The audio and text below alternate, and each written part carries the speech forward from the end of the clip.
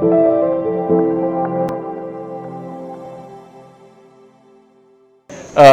thank you very much. Thank you for inviting me to Amoud University. Professor Heldring and I are here courtesy of Bashir Goth, the Somaliland ambassador to the United States, who I met and who I invited to give a lecture at the University of Chicago about Somaliland, the history of Somaliland and the challenges of Somaliland. And then he invited us to come here to Somaliland. So what I'm going to do now is to talk about my book, Why Nations Fail, and at the end I'm going to end by talking about a little bit about Somaliland, just to give you a sense of why we're so interested in the history and experience of Somaliland. And I hope that's a way of kind of provoking you to talk about. I'm not an expert on Somaliland. I'm interested. I've read some books. I'm here to learn. I'm here to learn from you. So I hope the discussion of Somaliland at the end is very much to provoke you to explain to us how things work in Somaliland. So that's my agenda. Okay, so what's this book about? This book is about comparative economic development. So I'm interested in why some countries are so much more economically successful than others. And the book develops a simple framework or a theory for thinking about that. And if I could explain what the book was about with one photograph, it would be this. Okay, so once you understand this photograph, you know everything that's in the book. Okay, so the photograph, of course, is the Korean peninsula at night. You can see South Korea. It's very bright. Lots of electricity, lots of light bulbs. Here's Seoul, and here's the demilitarized zone. In the north, it's black. Okay, so that photograph tells you everything about the comparative economic development of North and South Korea over the last 50 years. That's not a historical difference.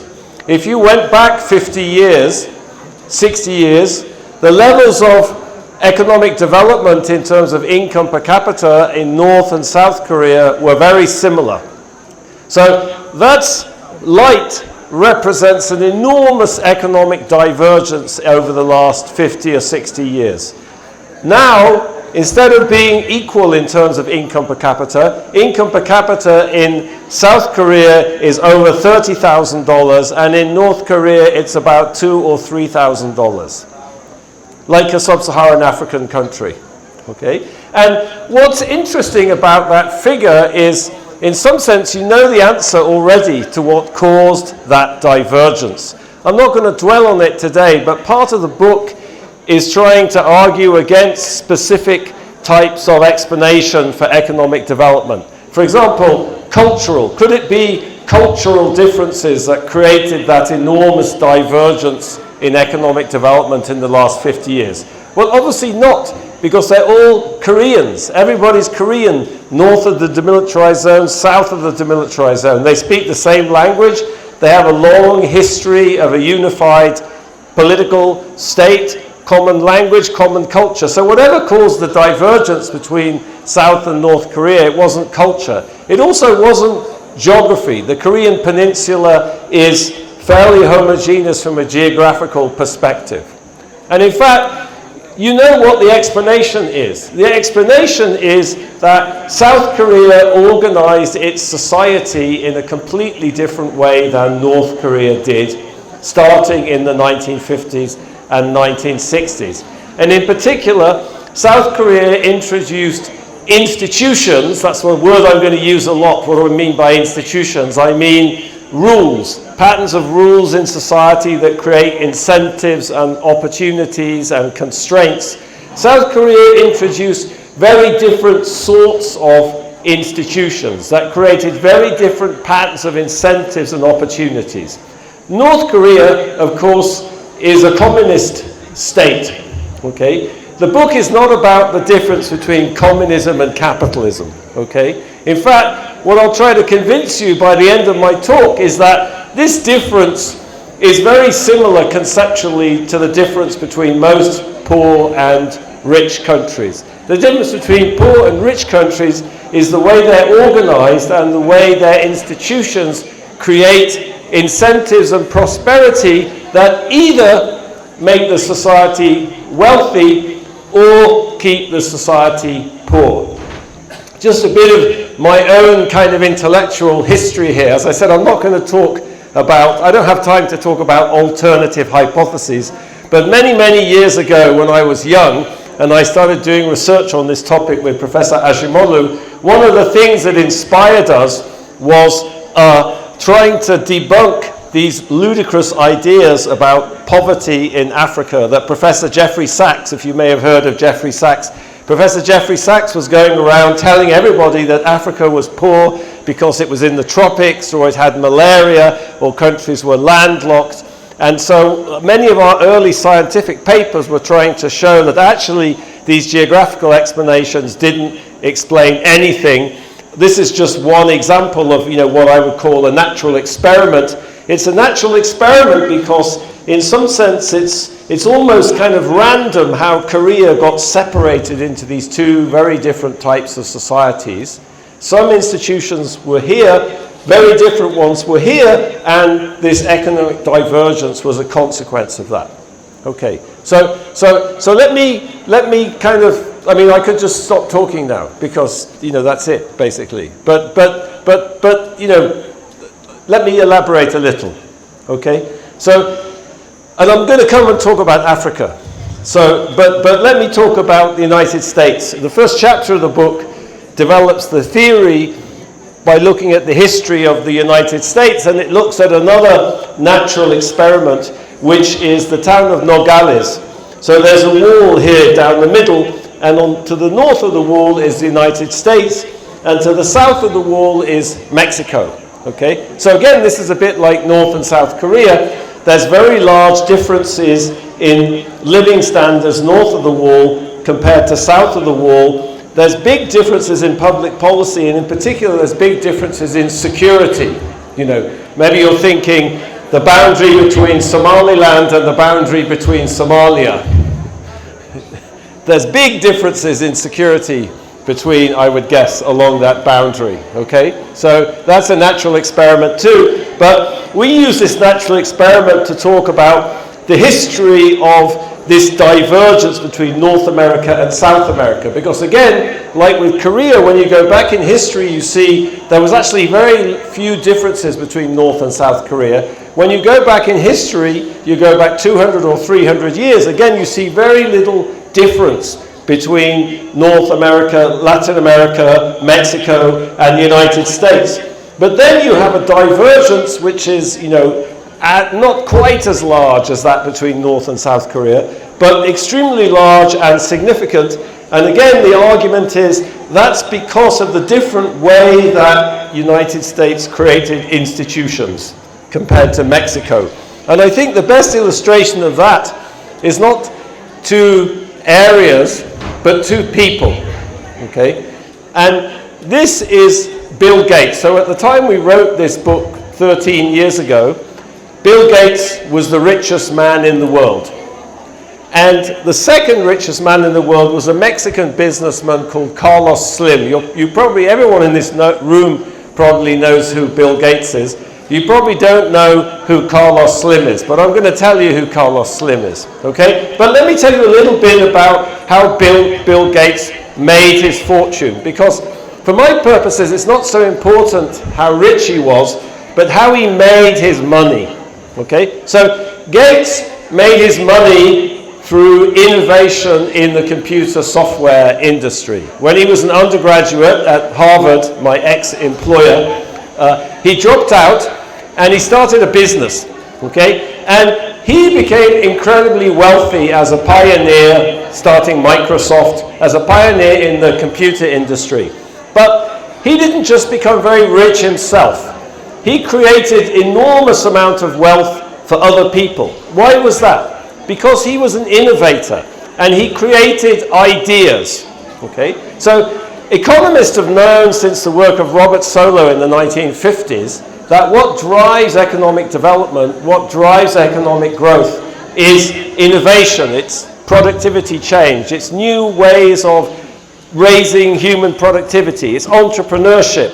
So that innovation, that's exactly what Bill Gates did. And innovation is about creating ideas. It's about creating what public finance economists would call, non-rivalrous goods. Non-rivalrous and non-excludable. Non-rivalrous in the sense that if you have an idea, you can use the idea to make something, but I can use the idea too. We can all share the idea. That's what you do in education. We learn other people's ideas, okay? And then we do something productive with those ideas. But because you use an idea, that doesn't stop me using that idea, okay? So that's a very important property of an idea, and it means that this property of being non-rivalrous means that when you innovate, you may create wealth for yourself like Bill Gates, but you create wealth for other people. Why? Because they can use your ideas and they can use and build on those ideas. Okay? So Gates sucked talent and energy into the computer software industry. He became very rich, but he created far more wealth than he himself benefited from. In Mexico, Carlos Slim, the second richest man, he made his money in a very different way. The way he did it was he got the government to privatize the telecom monopoly to him, unregulated. Now he was the monopolist. He owned the telecom monopoly in Mexico, and he charged Mexicans high prices for telecommunication services, and he became very wealthy as a monopolist. Okay? That's exactly the opposite of Gates. Gates created more wealth than he himself benefited from. Carlos Slim did the opposite. Carlos Slim extracted wealth from other Mexicans and gave to himself. So if you've taken undergraduate economics, you'll know that monopolists create deadweight losses in society. So monopoly is inefficient relative to a competitive market. So Carlos Slim, it's not just about taking money from Mexicans and giving it to Carlos Slim. Carlos Slim made all the Mexicans, except for himself, poorer. Okay? So that difference between the way Carlos Slim and Bill Gates made their money tells you an awful lot about the difference between North America and Latin America, and indeed rich countries and poor countries. And it's not about good guy, bad guy. It's about the institutions. Why did Bill Gates put his energy into innovation? Because that's the incentives created by the institutions and the rules in the United States. Why did Carlos Slim put his energy into creating monopolies in Mexico? Because the institutions create the incentive to do that. Okay? So, and the institutions, you might think, well, it's just a photograph of Bill Gates. What's he waving his hand? What's he doing with his hand there? Okay? Well, he's swearing to tell the truth, the whole truth, and nothing but the truth, because he's appearing in front of US antitrust authorities in Washington, D.C. on August the 27th, 1998. So Microsoft was dragged into court by the US government and found guilty of violating the Sherman Act, which governs antitrust and anti-competitive practices. So it's not about Bill Gates not wanting to be a monopolist. He did want to be a monopolist. It's just more difficult to get away with it because of the institutions in the United States. Okay? And going back in time, that's a long struggle. Okay? I'm going back now 100 years. What is this? It's a contemporary cartoon from the late 19th century, and you can see it's an octopus. But the head of the octopus is very significant. It's an oil barrel, and on the oil barrel is written Standard Oil. So the octopus represents the Standard Oil Company, which was a kind of a trust, they called it in the United States in the 19th century. You can see here's an oil derrick here. It was controlled by John D. Rockefeller, and it was a trust that was attempting to establish a monopoly over oil production and transportation in the United States. And you can see that the octopus has its tentacles around the Capitol building, around the Congress, around the White House, they were bribing politicians, paying politicians. What happened to the Standard Oil Company? It was broken up in 1905 under the Sherman Antitrust Act, the same legislation that was used to prosecute Microsoft in 1998. So this battle against monopoly, the battle to create incentives for innovation, is a long one in the United States. It's a very deeply historical one. Okay? So let me kind of back up now and say, I'm going to introduce some terminology which is sort of useful for discussing these differences between North Korea, South Korea, between Mexico and the United States, and I'm going to argue between poor countries and rich countries. Okay, so of course these dichotomies are very simplistic. The world is much more complicated than that, and there's lots of shades of grey, areas of grey. But the dichotomies are very useful for developing the argument. Okay, so I already stressed, we know economic growth is created by innovation, entrepreneurship, saving, investment. Okay, and I'm giving you these examples of Bill Gates or South Korea, and what I want to say is what was going on there was those societies prospered because they had a particular sort of economic institution. So now I'm going to make a distinction between economic institutions and political institutions. Economic institutions, which I'm going to call inclusive, okay, inclusive, which create broad-based patterns of incentives and opportunities, okay? And I'm going to say the opposite of inclusive economic institutions are extractive economic institutions. So think, you know, what was created in South Korea were inclusive economic institutions. What they have in North Korea are extractive economic institutions. What Bill Gates was responding to were the incentives created by inclusive economic institutions, and what Carlos Slim was responding to in getting his telecom monopoly were extractive economic institutions. Okay, and I think this word is very inclusive, is very significant. So I want to kind of really drive home why that's important with an example. And the example again is about innovation. All right, this is a patent. It's the patent taken out by Thomas Edison, the inventor of the light bulb. So it's his patent for the light bulb. So here's a world-changing innovation. Remember the map of South Korea and North Korea? Lots of light bulbs in South Korea, very few light bulbs. Maybe they have light bulbs in North Korea, they just don't have electricity. But this is an innovation that's fundamentally changed the modern world. Okay? And let me tell you something about patents. Okay? Patented January 27, 1880. So what's a patent? A patent is something that's meant to protect your intellectual property rights. Okay? So remember I said, when you invent something, you create an idea. And you can benefit from that economically, but other people can take that idea and they can use it and they can benefit economically from it too. Okay? So there's a divergence between, you know, to use some economic jargon, there's a divergence between the private rate of return and the social rate of return. And patents were meant to protect your intellectual property rights, to create incentives, more incentives for innovation because they allow the innovator to benefit from more of the wealth that their innovation creates. Okay? So, and I want to just emphasize who Thomas Edison was and who innovators were in the 19th century. And I can do that because of one of my great kind of mentors, the economic historian Kenneth Sokolov, who did a lot of work on the social background of patentees. So he asked, who were these people who innovated in the 19th century? What about Edison? Who was Edison? Well, Edison was a poor person. His father was a roofing contractor. He was homeschooled.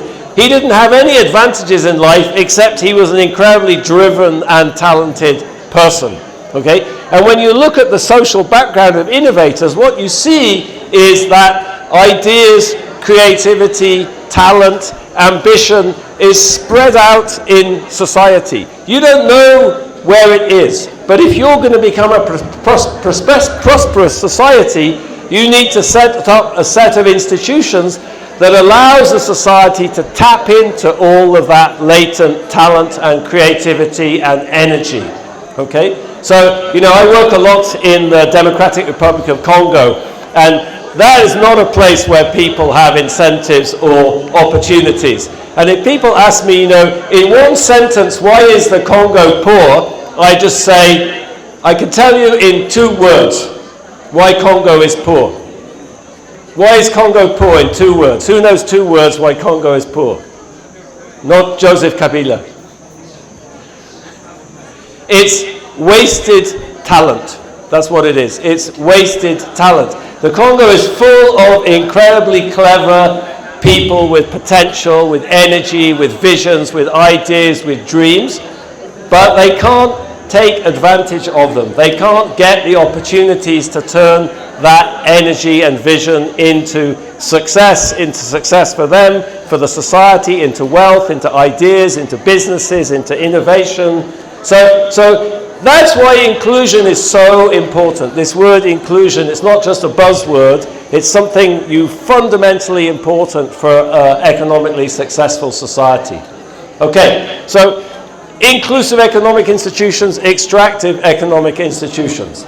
But now the next question is, how come some parts of the world have inclusive economic institutions and other parts of the world have extractive economic institutions? How come the United States ended up with more inclusive economic institutions than Mexico did? How come South Korea ended up with more inclusive economic institutions than North Korea did? Okay? And when you start thinking about that, you see, well, these institutions don't fall like manna from heaven in the Bible, to the Israelites in Sinai. They're created. Humans create these institutions. Humans create these rules. And the process by which humans create rules is called politics. Okay? So I'm a political economist, and most of the book is about, it's about economic institutions and economic incentives, but lying behind economics is politics. The politics is critical for understanding how come societies end up with inclusive or extractive institutions. Okay? So and you can sort of see that from the discussion so far. Okay? Like, what was the Sherman Antitrust Act? Okay? Well, the Sherman Antitrust Act was a law passed by the government. Okay? And the government enforced the law on the richest man in the world. Okay? So we're already talking about the law passing laws and the state enforcing those laws. Okay? So we emphasize in the book that to have inclusive economic institutions, what you need are the right sort of political institutions, and I'm going to call those inclusive political institutions. So inclusive political institutions create inclusive economic institutions. Extractive political institutions create extractive economic institutions. And there's 2 dimensions of those institutions. You should start thinking, okay, how does Somaliland come in? Because I'm going to get to that. There's 2 dimensions to those political institutions. One is kind of implicit in this discussion of the Sherman Antitrust Act and the enforcement, which is the capacity of the state. To have an inclusive society, you need to have a state which is capable of creating order, providing basic public goods, enforcing the rule of law. Okay? But the state also has to work in the interests of ordinary people. It has to work in the interests of the mass of people. And the way we talk about that is that, so one component of inclusive political institutions is this state capacity or an effective state. The other aspect is a broad distribution of political power. Okay? So I'm going to talk a little bit about China and Chinese development, but the idea you should have in mind is you can't create an inclusive society at the whim of a dictatorship. I guess I don't need to tell anyone in Somaliland that. Okay? But some places you have to emphasize that. Okay? So I'm going to talk about President Xi a little bit in a minute. Okay, so inclusive political institutions, extractive political institutions. Let me give you some examples, all right? So this is an example from some field work I did in Harare in Zimbabwe about 6 years ago. So I was working in Harare in Zimbabwe, trying to understand the politics of underdevelopment in Zimbabwe. So Zimbabwe is a country where income per capita now is 50% of the level, 1/2 of what it was in 1980 when it became independent, okay? So 43 years of independence, prosperity for the average Zimbabwean has fallen. Why, okay? Why? Because it has extractive institutions. So what's an example? So I'm driving, this is in Harare, I went to dinner with some friends from the University of Zimbabwe. We're driving back in a taxi. Here's a typical scene at night in Harare. You can see no power, no lights, no street light, okay? There's no power. See, light bulbs are a theme of my talk. There's no power, okay? So then we turned a corner and something weird happened. Like, I'm in this taxi and something strange. It took me several seconds to put my finger on it. What's the difference? Who can spot the difference? What's the difference? Light, street lights. Street lights. Oh my word, there's street lights. What's going on? So I asked the taxi driver, what's going on in this street? You know, in Harare. He said, it's the road to President Mugabe's residence. So President Mugabe has light, but very few other people do. Okay, so this is what you have with extractive institutions. You know, remember in Mexico, Carlos Slim becomes very rich, but the average Mexican is worse off. In Zimbabwe, you know, if you have power, political power, you use it to give yourselves public goods, but you don't share them with other people. Okay, so I think this tells you a lot about extractive political institutions. Remember, so extractive political institutions are kind of weak state. That's not really the problem in Zimbabwe, but political power is very narrowly concentrated in the hands of ZANU-PF, the ruling party that's been in power for 43 years and governed an economy where people's living standards have fallen by 1/2, okay? What a success. Why is it that people don't vote them out of power? They would like to, but they can't. It's a dictatorship, okay? All right. And here's an example I like. You know, you probably knew that President Mugabe was a very successful politician, but what you didn't know, he was also a very lucky man, okay? So here's a story from the BBC. Mugabe hits the jackpot. Zimbabwean President Robert Mugabe has won top prize in a lottery organized by a partly state-owned bank, okay? I don't know if you have lucky politicians like that in Somaliland. You know, in Britain, we don't have politicians who are that lucky. I don't think even the Queen of England ever won the lottery. Let's see what Charles III does. And you can see here, Master of Ceremonies Falat Chewawa could hardly believe his eyes when the ticket drawn for the Zimbabwean $100,000 prize was handed to him and he saw His Excellency Robert Mugabe written on it. Okay, so here's an example of what extractive institutions do for you, okay? And this is not a coincidence that Zimbabwe has had the terrible economic performance that it has, okay? So now I have a diagram which tries to sum. We're in a university, okay? So, you know, I can be nerdy, right? So I have a diagram that tries to sum up the whole argument, and by my last slide of the talk, I'm going to put Somaliland on the diagram, okay? So here is economic institutions, and here is political institutions, and I've been emphasizing inclusive economic institutions create prosperity and extractive economic institutions create poverty, and there's a close relationship between political institutions and economic institutions. So rich countries, you know, like my own United Kingdom where I grew up, or South Korea, where I talked about before, have inclusive economic institutions underpinned by exclusive political institutions. Poor countries like North Korea and Mexico, which I started out by talking about, have extractive economic institutions, think about Carlos Slim's active economic institutions, and very extractive political institutions.